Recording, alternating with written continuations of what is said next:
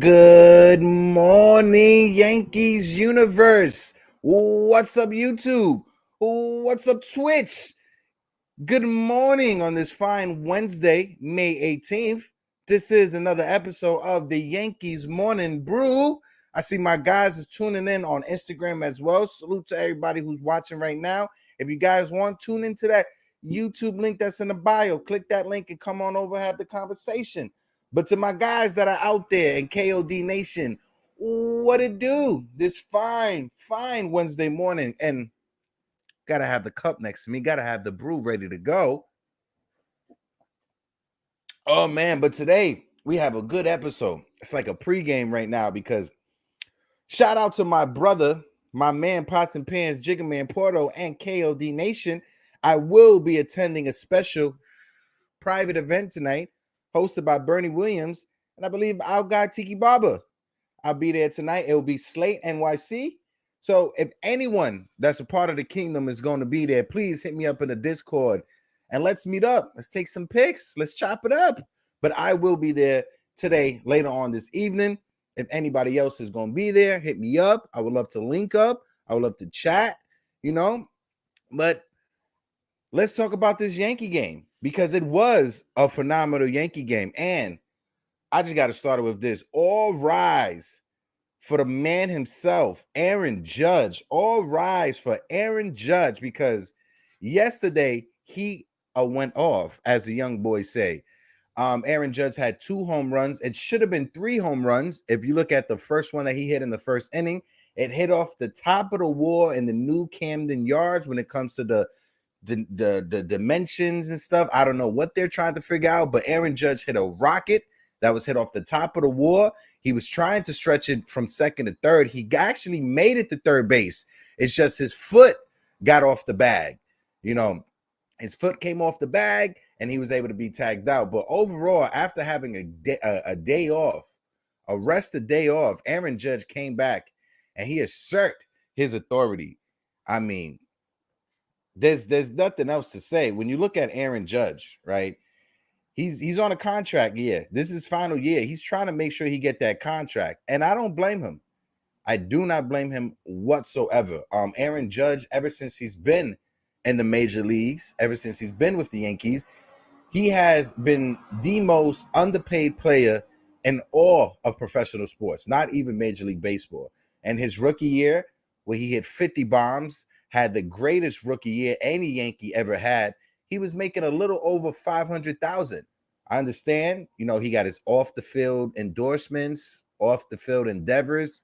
Obviously, Aaron Judge was paid from that. But when it comes to his contract, his major league contract, he's been underpaid. Right now we have a deadline. I believe it's next month for the Yankees and Aaron Judge to come to an agreement on arbitration. Now, I want the Yankees to try to figure out this contract situation before that even happens.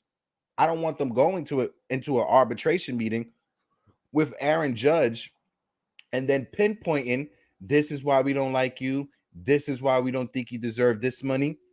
This is why you shouldn't get that. This is why you shouldn't get that. And that's something that I want the Yankees to avoid, especially if it's in the middle of the season and it's a few months not that far removed from off season. Let me check out the chat real quick. Logan, what is good? Good morning, Degens. You degenerates, wake up and smell the coffee. Sorry. But Foxy, Stephen Fox, what is good? The Sly Fox. Hey, once Foxy came in, he heard that Aaron Judge conversation going on. Aaron Judge is hitting over 300, Foxy. I know last week we had DJ LeMahieu who got over 300. But he fell into a little slide. But now Aaron Judge is over 300. So the Yankees do have someone who's over 300. They are sitting 27-9 in all of baseball. And still, they have the best record in baseball. And I'm going to keep on saying it until that changes or until it doesn't changes. We never know.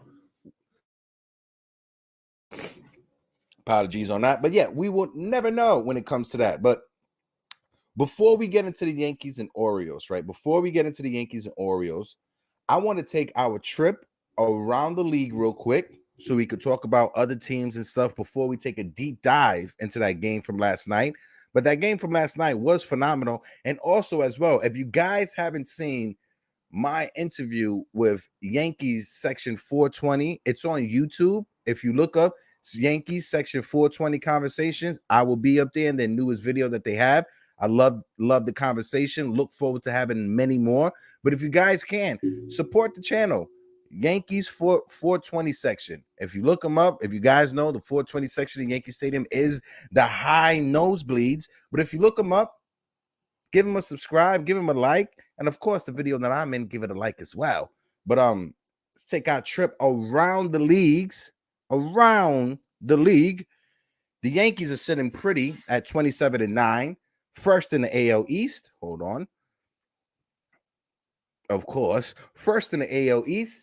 Then you had the Minnesota Twins, who were 21-16 in the AL Central, and then you have those Houston Astros, who they won and the Angels lost. So the Houston Astros aren't tied for first place. They are 24-13 in the AL West. So as of now, the Astros are at first place in the AL West, but I will keep my eye on that division because that Astros and Angels feud for the rest of the year, it's going to be something to watch. It really is going to be something to watch. But when you look at the other teams in the American League, you got the Tampa Bay Rays, who are 22-15, right behind the Yankees. So the Yankees are spreading out their stance between themselves and Tampa Bay. They are 5.5 games above Tampa. And then you got Toronto right behind them, 7.5. When you go to the AL Central, the Chicago White Sox lost last night, so they fell to 18-18, tied for their 500, second place. Cleveland Guardians are right behind them, 16-18. So that division is starting to shape up what is going to be for the rest of the year. You got the Royals and the Detroit Tigers, who are at the bottom of that division. The Royals are 13-22. The Tigers are 13-24. I'm not sure if this will be Miguel Cabrera's last season. He hasn't officially said it. I know he's his last year on his contract that he has, but I would like to see Miguel Cabrera after this season go to another team, with the universal DH in all of Major League Baseball. He could go to a National League team. For any reason, if he decides to join the Mets next year, I'm going to be highly upset. But hey, Steve Cohen is trying to make splashes, and he's making them splashes wherever he can. There's rumors that the Mets are in conversation with the Pittsburgh Pirates about Brian Reynolds. So they're trying to steal that thunder away from the Yankees as well. So we're just going to see what it is. Not sure if there's any truth to these rumors. Again, they're just rumors. Not sure if it's just something that the Mets are just trying to get in so they could raise the price for the Yankees, like the Yankees done did a few times for the Red Sox and for the Mets at the same time. So we just got to see how this shakes out. But when you go over to the National League East, the aforementioned New York Mets, they are 24-14. They are first in their division, and it's a division where everyone else is under 500. But when you go to the NL Central, you got the Milwaukee Brewers, who are 23-14, and then you got the St. Louis Cardinals. St. Louis Cardinals are 20-16. So that race in the NL Central is going to be very interesting for the rest of the season. We already know about the Cincinnati Reds. Don't got to get into that. But the Cincinnati Reds, if you're a Reds fan, I pray for you. The Los Angeles Dodgers are sitting pretty, 24-12 in the NL West, with the San Diego Padres right behind them. Then you got the San Francisco Giants at 22-14. And now we're starting to see the Arizona Diamondbacks and the Colorado Rockies starting to tear off and starting to fall to the lower half under 500 of the NL class. So when you got the Diamondbacks at 18-20 and the Colorado Rockies 17-19, I think once give it another month, then I think the Diamondbacks will probably go into full rebuild mode. Hopefully, we could try to get Ketel Marte from them. That conversation we had yesterday, you guys know. Let me see, Logan. Logan says, Mets are trying to put a World Series team together. they're going to be tough to beat in October if DeGrom is healthy. Yeah, 100% agree. The big conversation that was on Twitter the past couple of weeks, Logan, was who was the best pitching staff in New York City starting rotation? Was it the New York Mets or was it the New York Yankees? And my thoughts on it, I'm not trying to be a biased Yankee fan, but my thoughts on it, Logan, honestly, is if you have a healthy Jacob deGrom in the Mets rotation, hands down, the Mets have the best rotation in New York City. That's not even it's not even for debate. But without Jacob deGrom, it could be tossed up there that the Yankees, it'll be a valid argument that the Yankees have a better rotation than the Mets do without deGrom. But we never know. When you look at the Yankees rotation, every starting pitcher started each one of their games besides having Luis Hill have a spot start. So the Yankees rotation was the first rotation in all of baseball that, for 30 games, they used all 5 of their starting pitchers. They didn't have to use anyone else. But then we called up Luis Hill just because you can never have too much pitching, especially when the Yankees are trying to stretch out Nestor Cortez, especially when the Yankees are trying to extend Luis Severino coming back from injury, try to hold him back, make sure that he doesn't hurt himself. I just think it's smart. We got the trade deadline, which is probably like a couple months away. But besides that, the Yankees signed Danny Salazar to a minor league contract. Shout out to Stephen Fox because Foxy broke that news the other day. The Yankees do have former prospect Manny Benuelos, who reinvented himself. Manny Benuelos is 30 years old. He's down in the minor leagues looking phenomenal. Then the Yankees also called up, they didn't call up, but they moved levels. Wisniewski went from AA to AAA. Wisniewski is having a phenomenal AAA season. So with him moving up to from AA to AAA, I apologize. He's having a phenomenal AA season. So with the Yankees moving him up from AA to AAA, give him a few more starts, and we could probably see him in the Bronx. And who knows? Wisniewski is a left-handed pitcher. He was a player that I was like, you know what? I don't mind putting him in the trade for Brian Reynolds. So let's see what happened. Let's see. Logan says, true. Somehow the Mets always have pitching injuries. Without deGrom, it's pretty even. Yeah, that's been an issue for the Mets. Ever since this young crop of starting pitchers that they have, I think going back to 2016, 2015, around that time, when you had a young deGrom, when you had a young Matt Harvey, when you had a young Noah Syndergaard, when you had a young Steven Matz, when all 4 of those guys were young, they were supposed to be the next best rotation in baseball. It was supposed to be the next Atlanta Braves rotation. It was supposed to be the next Philadelphia Phillies rotation. If you guys remember when the Phillies had Cole Hamels, when they had Doc Holliday, when they had Roy Oswalt, when they had Joe Blanton, there was another pitcher I know, Cliff Lee. So when the Phillies had that starting rotation, that Mets rotation back when they were young was supposed to be the next best thing. But injuries hit themselves. Injuries hit them. Noah Syndergaard got hit with injuries.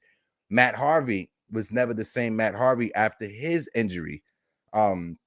Injury Matt Harvey had was a freakish injury, shoulder injury that every time he lifts up his arm, he feels pain.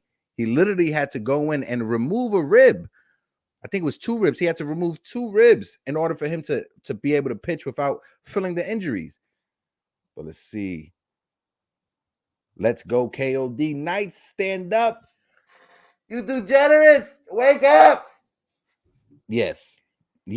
But going into this Yankee game, at the end of the Yankee game, I should say, I want to talk about this before I bring up the lineups or bring up any other highlights.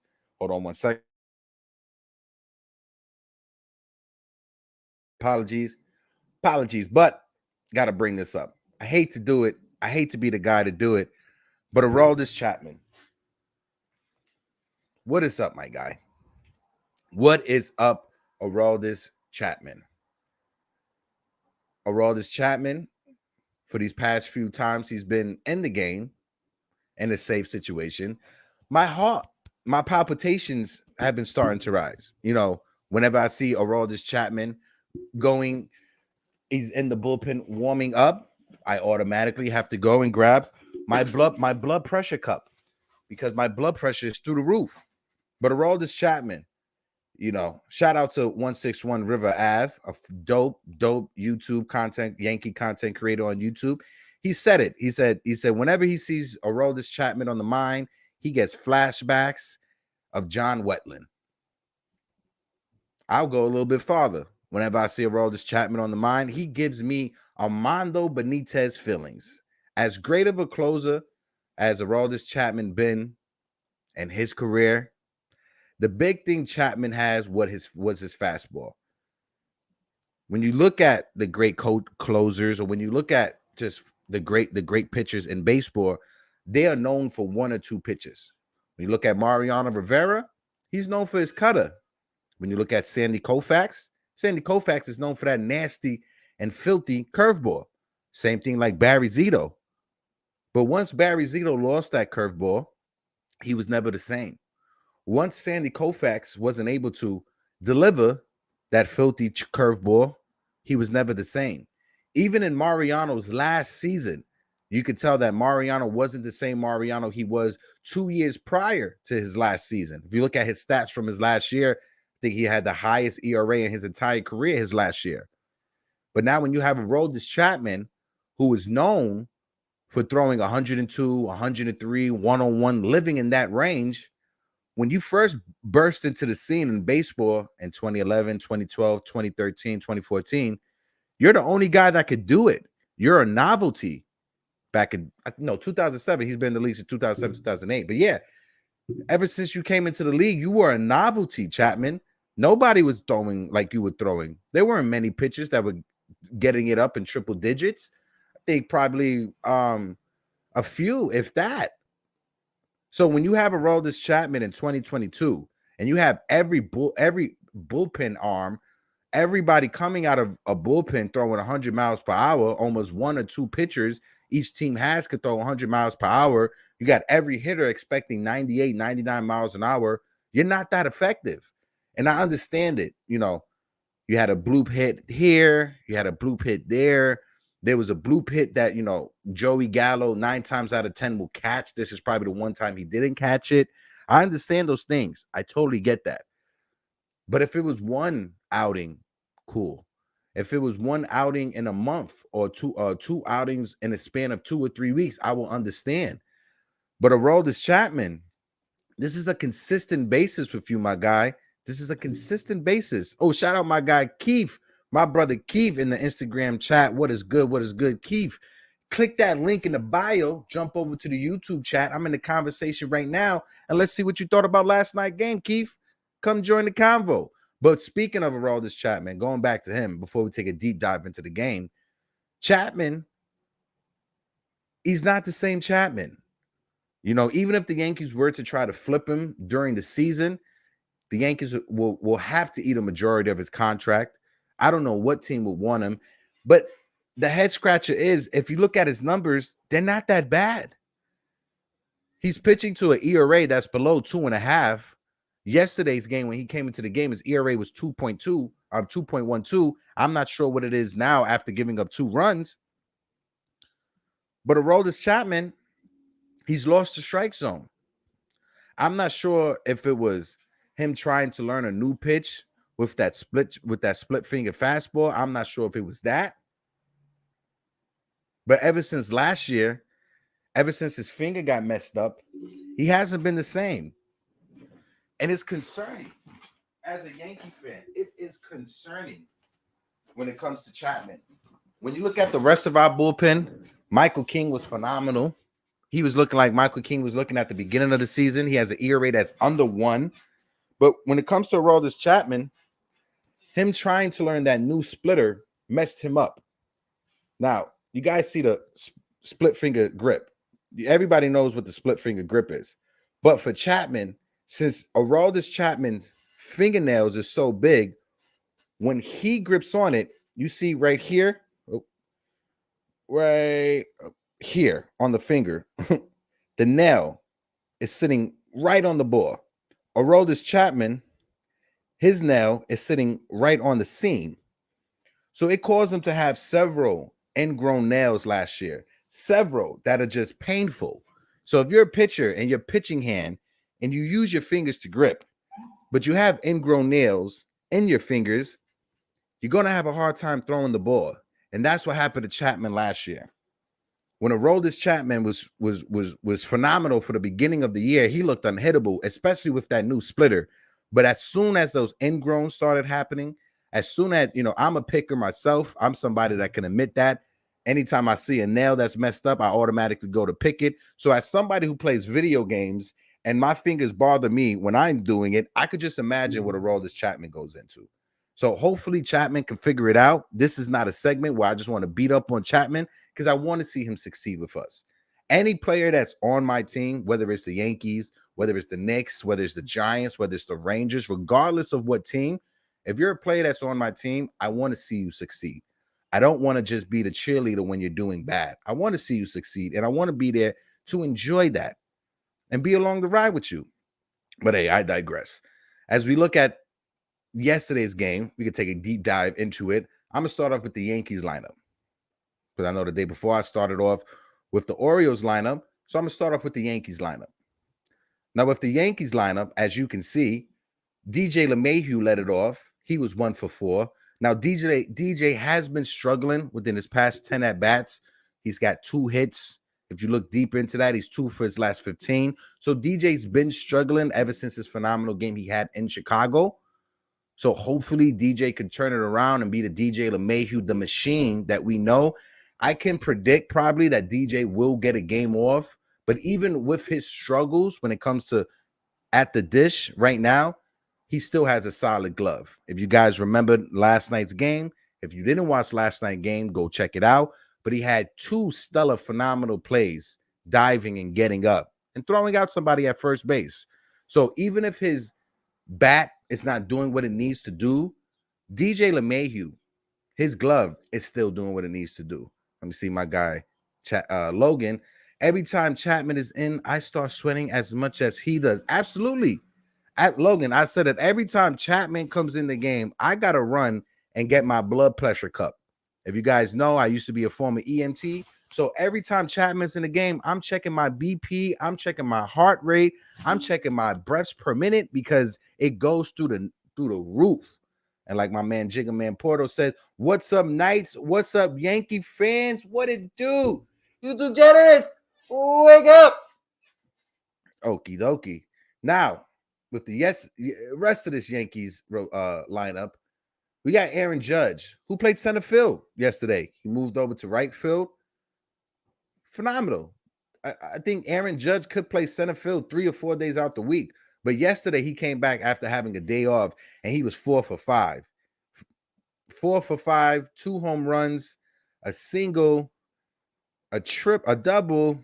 He was a triple short of the cycle. But Aaron Judge, those 2 home runs, it should be 3 home runs, was phenomenal. His confidence is at an all-time high. His leadership skills is at an all-time high. And just everyone is feeding off of each other, and I love it. Anthony Rizzo, he's found the second wind of his career because the last few years that he was in Chicago, a lot of people have said it, whether it's Major League Baseball tonight, MLB Tonight, other YouTubers, Anthony Rizzo looked like he was just out of it his last 2 years. Coming over to the Yankees, he's gotten that burst of energy, that second wind of his career. So hopefully we could get something solid from Rizzo these next few years. Giancarlo Stanton had another hit. He's extending his hitting streak. Giancarlo Stanton, I think they pulled it up within these past 18 games. He's hitting 390. 390. He started the season 2 home runs. Then he had a little stretch that he was just god-awful horrible, striking out at everything. His batting average was close to 200, but now it's living in the 280s, almost 290 range after hitting 390 within these past 17, 18 games. Giancarlo Stanton looks comfortable. Giancarlo Stanton looks healthy. He looks like he's in the best shape of his career. And listening to him in interviews, and just if you guys listen to Cameron Maybin is a former teammate of Giancarlo Stanton, so they're a little bit close. So when you hear Cameron talking about how Giancarlo Stanton took accountability when the Yankee fans booed him, and he came out and said that I will boo myself, didn't blame nobody, he didn't give nobody the thumbs down, he didn't curse at any fans, and yeah, I'm being shady towards Julius Randle with the Knicks. But when you look at Giancarlo Stanton's first few years with the Yankees and the hate that he got from some sections of the Yankees, fandom, not saying all, some small, medium, maybe large portions of the Yankees fandom, Giancarlo Stanton was being eaten alive. But ever since then, he's proved that he's healthy.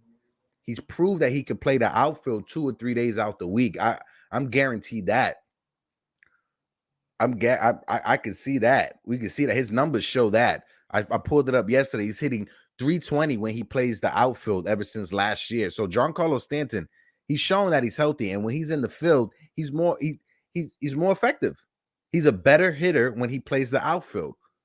So if we could have Giancarlo Stanton playing 3 days in the outfield, Aaron Judge playing 3 to 5 days in center field, I think the Yankees would be able to live with that formula for the rest of the year.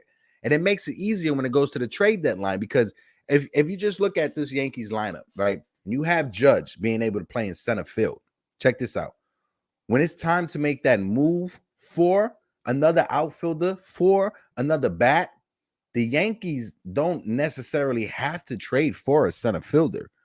We can get a corner outfielder who is phenomenal defensively, or just, above average defensively, so we can move Judge to center field.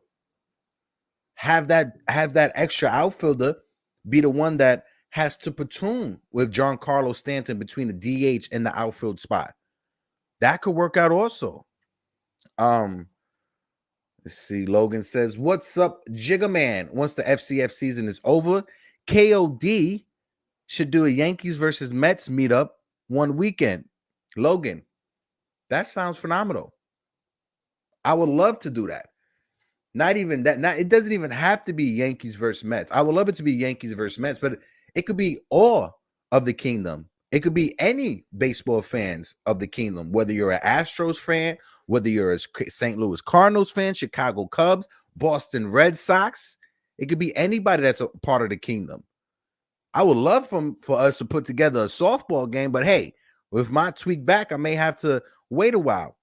My guy, be civilized. Be #civilized. What is good? I appreciate you finding me, my guy. Be civilized is one of those Knick fans that he is great in the community. He shows so much love. He's a great moderator on top of it. But be civilized. I appreciate you, bro. Thank you for tuning in. Thank you for supporting KOD Nation, KOD family. Hit that subscribe button and just be here for the ride. Be civilized. I'm not sure if you're in New York City, but just like Logan was saying, maybe in the future we could set up a meetup between Yankee fans, Met fans, Knick fans, Net fans, however, get a softball game going, get a pickup game of Utah in the basketball court. However we figure it out, But be civilized. I appreciate you, fam, for coming by. Thank you so much for tuning in and checking in and just looking out. Appreciate all the love and support. Let's see. Logan says, Yankees versus Red Sox. That rivalry is always great. Absolutely. I think one of the first curse words I ever learned was my uncle trying to explain to me why Red Sox fans call Bunky Dent whatever they call Bucky Dent. I'm going to just leave it at that. I'm not going to even fill in the blank. You can fill in the blank for me. But getting back to this Yankees lineup, moving on from Stanton, let's look at Josh Donaldson. My man, Josh Donaldson. Josh Donaldson started off the season as well, hitting well below 200, well below, as they said, the Mendoza line in baseball. But Donaldson struggled as well. He was 1 for 4 last night, and his batting average is sitting in the range of 240, 250. So for Josh Donaldson's early struggles, I think within this past stretch that he's had, he's hitting 280, 290 around there. But he started to turn it up, getting a few homers here and there. So if Josh Donaldson can step it up, Anthony Rizzo starts to get hot, Gleyber Torres is backing up. I mean, it's turning back to what he used to be. And then you have Joey Gallo. I'm going to get to Joey Gallo in a second. But Gleyber Torres last night was 2 for 5.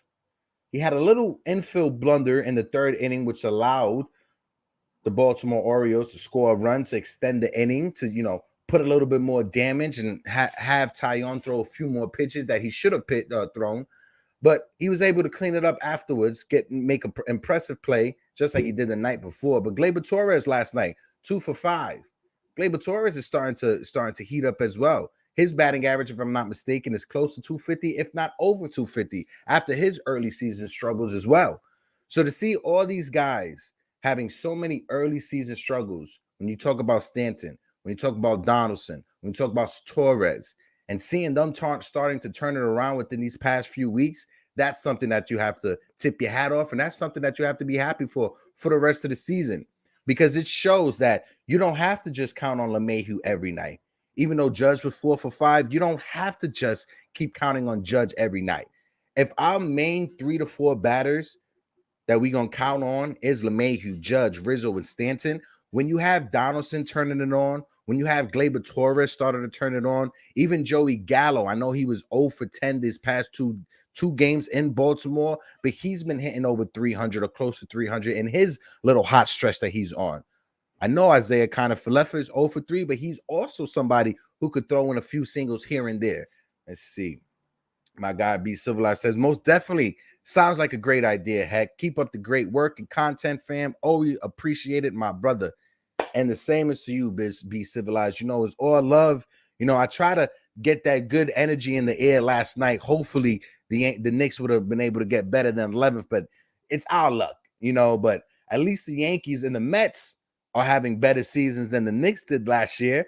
You know, we could wipe away the tears, forget about last season, and just look at the Yankees and the Mets. But hopefully the Knicks come back next year. But we'll save that for our next show when our next show come up.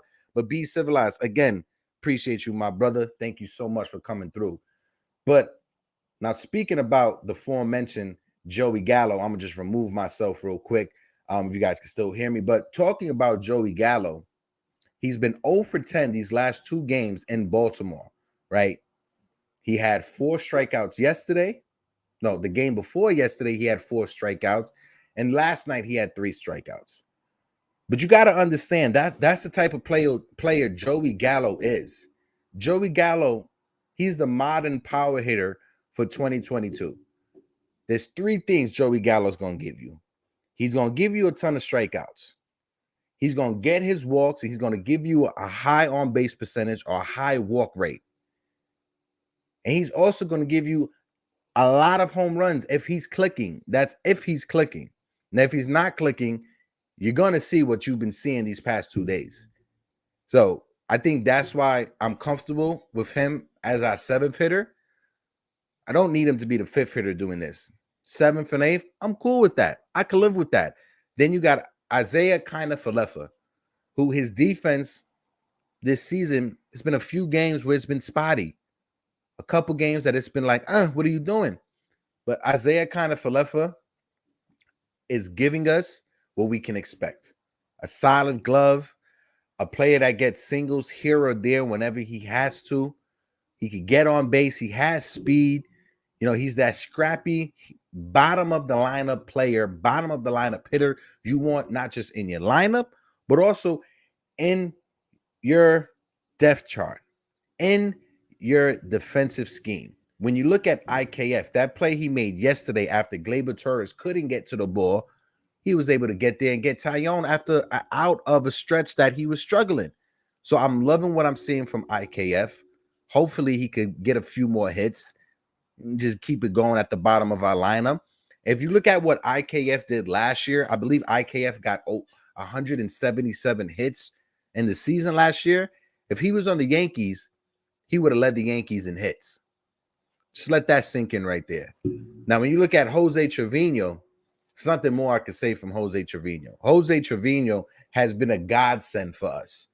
The Yankees being able to pick up Jose Trevino, that's quiet our knees behind home plate. I love Jose Trevino. You know, as much as I adore and as much as I appreciate what Kyle Higashioka has done for the Yankees, what he's meant to us, what Trevino has been giving us, I think Higashioka is the odd man out. And before I continue, I just want to say shout out to Gary Sanchez. I was beating up on him earlier. Yankee fans beat up on Gary Sanchez when he was here. But in Minnesota, his fast 15 at-bats, Gary Sanchez is 5 for 15, 3 home runs, and 2 doubles. So I'm glad to see Gary Sanchez being able to do something outside of New York and being able to contribute to that Minnesota Twins team. It's a first place team, however you like to put it. And Gary Sanchez is a part of that first place team. So happy to see Gary Sanchez out there doing what he has to do, just like Luke Voit. Luke Voit is with the San Diego Padres. It took him so long to get his first home run of the year, but he had a game when he had 2 home runs. So shout out to Luke Voit as well. Former Yankees doing damage on the teams that they're a part of. Both teams are in the playoff hunt. The Minnesota Twins are first place in their division. San Diego Padres are second place in their division. So let's see what these boys do for the rest of the year. Now on to the pitching side of last night's game for the Yankees. You got Jameson Taillon, who this year is looking like what Yankee fans thought we was getting for Jameson Taillon. After his first year with the Yankees, struggling, I understand he was coming back off an injury, so he was trying to still find himself.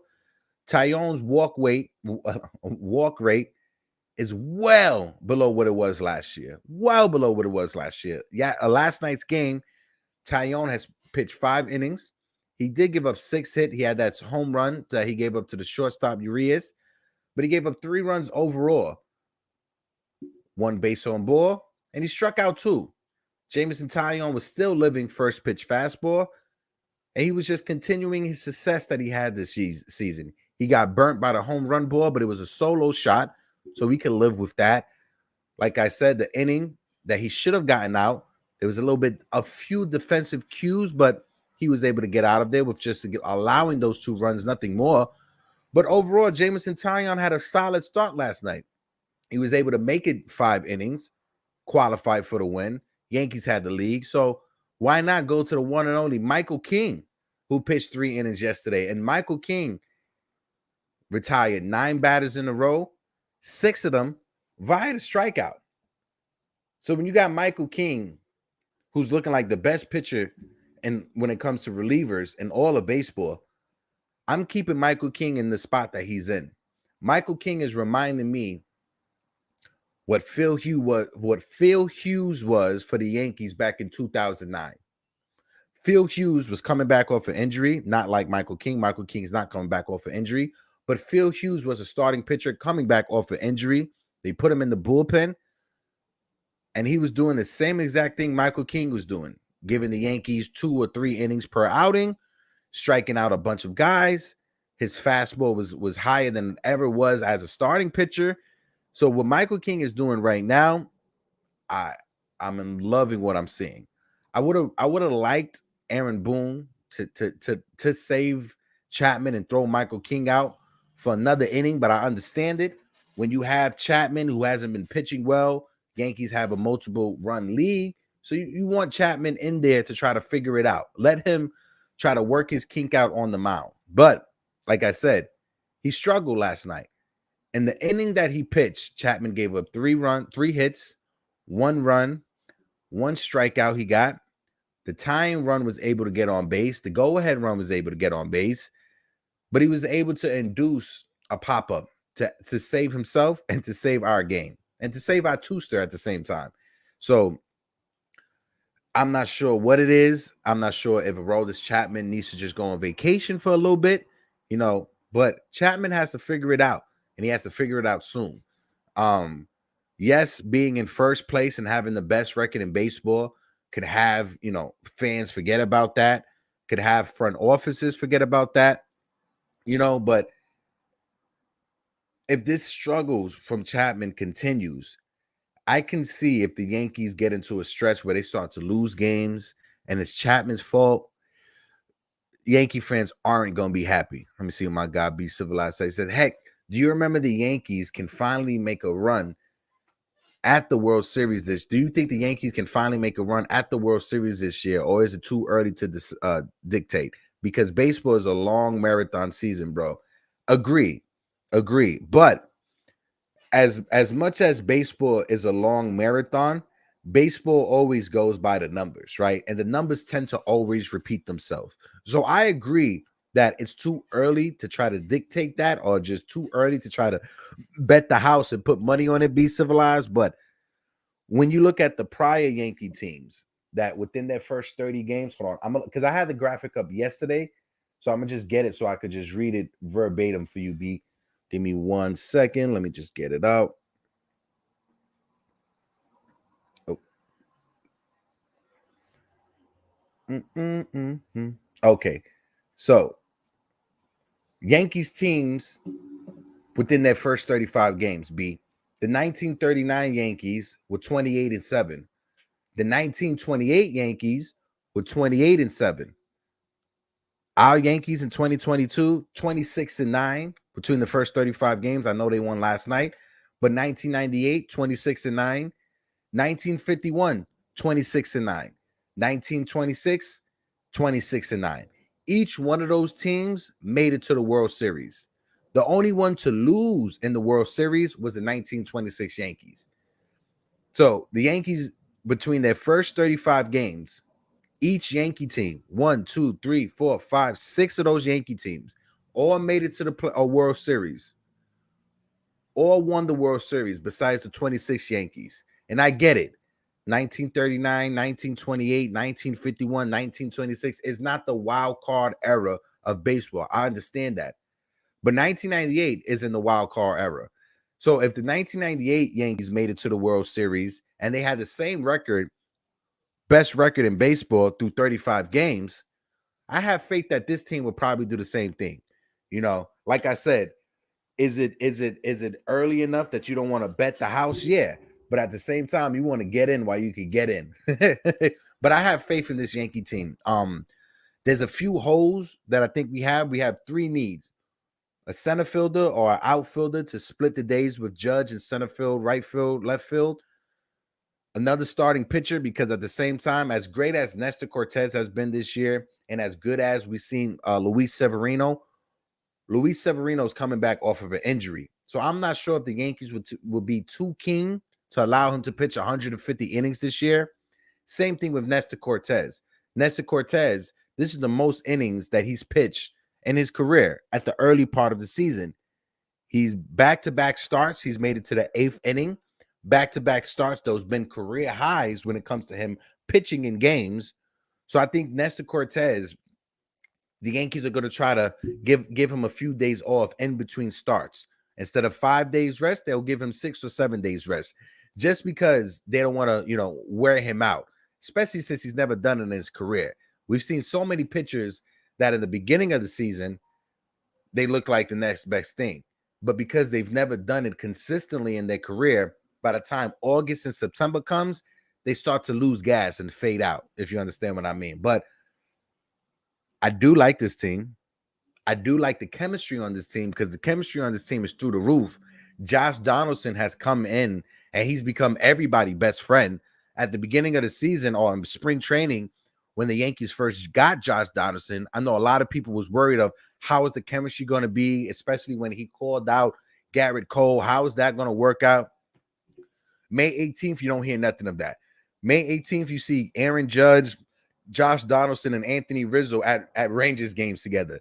You see Josh Donaldson at other players' wedding parties or other players' little family events. So Josh Donaldson is making himself available to his teammates, and he's being a great teammate. So this chemistry from this team also is something that we got to like. I say the only moves, like I said, another starting pitcher.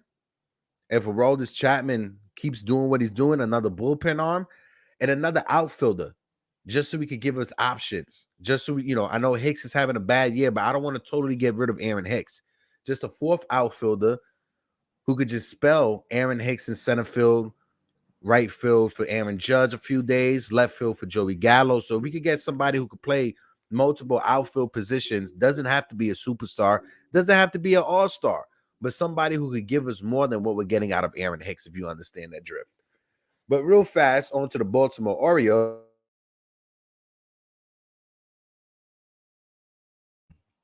Baltimore Orioles yesterday. Cedric Mullins, who I would like to see in a Yankees uniform, was 1 for 4. Hayes was 0 for 4. Santander, who had 2 home runs the day prior, the switch hitter, who they gave him half a day as a DH, he was 0 for 4. You got Trey Mancini, who's a great story coming back off of testicular cancer. Trey Mancini was 2 for 4 last night. You got to love the story out of Trey Mancini. That's somebody you always want to root for. Somebody who had to come and fight back adversities, having cancer, dealing with that, coming back last year and still this year. You gotta tip your hat off and give Trey Mancini his flowers. Then you have the former Yankee, the bearded assassin, Rougned Odor. First of all, Rougned Odor's beard is legendary. I'm saying that right now. Nobody wears a beard the way Rougned Odor wears a beard. As much as I enjoyed seeing him with the Yankees last year, Rougned Odor needs to be on a team where that thing could just live and flourish his best self. The shortstop, Urias, was 1 for 4 last night. Nevin, the third baseman, was 2 for 3. And Ben Boom, I love this name. Ben Boom, the catcher, was 0 for 3. And then to round it out, you got McKenna in the bottom half of the lineup, 1 for 4. You got Watkins, Stephen Watkins. I believe Stephen was his first name. Yeah, but Watkins last night, he pitched 4 innings, got roughed up a little bit, was struggling, but he gave up that home run to Judge, gave up that double to Judge. He gave up 4 hits, 2 earned runs, 3 walks, and 1 strikeouts in the 4 innings that he pitched. Cribio last night, who pitched for Baltimore, he pitched the inning, gave up 2 hits, 1 earned run, no walks, and no strikeouts. You got your man Dylan Tate, former Yankee as well, even though he started his career with the Orioles, came to the Yankees, went back to the Orioles. I think the Yankees swapped Dylan Tate for Nestor Cortez, so I can live with that, move 100 times over. But Dylan Tate last night pitched the inning in 2/3, gave up 2 hits, gave up an earned run, and he walked the guy. No strikeouts. You got Perez, who came in for Dylan Tate to relieve him. He only pitched a third of an inning, no hits, no earned runs, no walks, and he struck out the only batter he faced. But then you got Gillespie, who was the last pitcher for Baltimore. But Gillespie, he pitched 2 innings, gave up 3 hits, no earned runs, no walks, and he struck out a batter. The losing pitcher on record for the Baltimore Orioles, Dylan Tate. Now, with this Yankees team, with the Baltimore Orioles, the worst thing that can happen right now is we split the series.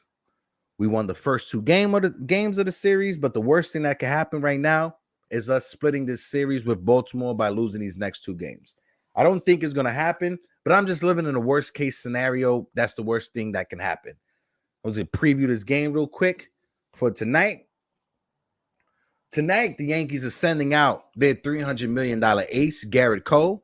Garrett Cole has been phenomenal his last 4 starts, and on the season, Garrett Cole is 3-0 with a 2.95 ERA. In 36 innings, he's allowed 29 hits. He struck out 46, and he's given up 12 walks. His fastball count, though, he's given up 5 home runs so far. So that's something that Garrett Cole wants to stay away from, the home run ball. The home run ball is what burns Garrett Cole's going back to last year and his first year with the Yankees. So hopefully he can stay away from that and he can keep striking out batters the way he's been striking out batters. His past 2 outings both resulted in double-digit strikeouts. The Baltimore Orioles are sending out Jordan Lyles, who pitched last year for the Texas Rangers. Jordan Lyles is 2-3 on the season with a 4.38 ERA. And in 36 innings, he's allowed 45 hits, and he's only struck out 32 while giving up 14 walks. So tonight's going to be interesting for the Yankees. Hopefully we could get these next 2 wins and on to our next series. But just so you know, the leaders for the Yankees, when it comes to home runs, Aaron Judge has 14. He's also leading the team in average with 315. But Giancarlo Stanton is leading the team with ribbies with 32. Like I said, Giancarlo Stanton is hitting 288 so far in the season after his early season struggles. So let's see if that energy still continues for the rest of this game. But guys, that's our time right now. I'm going to leave you guys with that. Love you guys. Thanks for everybody who's tuning in. Be civilized. Thank you so much for coming by. Like I said, brother, appreciate you, my guy. Logan as well. Love having you in the chat. Logan, anytime you want to jump on the panel, let me know. Hit up Jigga Man. We can set that up. Avia, appreciate you as well. My guy, Stephen Fox, my man, Pots and Pans, appreciate you all. Like I said, tonight I will be at that little event. Try to get some footage. Try to have that edited and ready for y'all tomorrow. But like always, y'all, KOD Nation, appreciate y'all. Yankees Nation, appreciate y'all. My guy, be civilized. You already know. And like always, y'all, peace, love. And if you see somebody out there who's struggling and needs a hug, just give him a hug. Happy EMS week to all my first responders that's out there. KOD Nation, peace.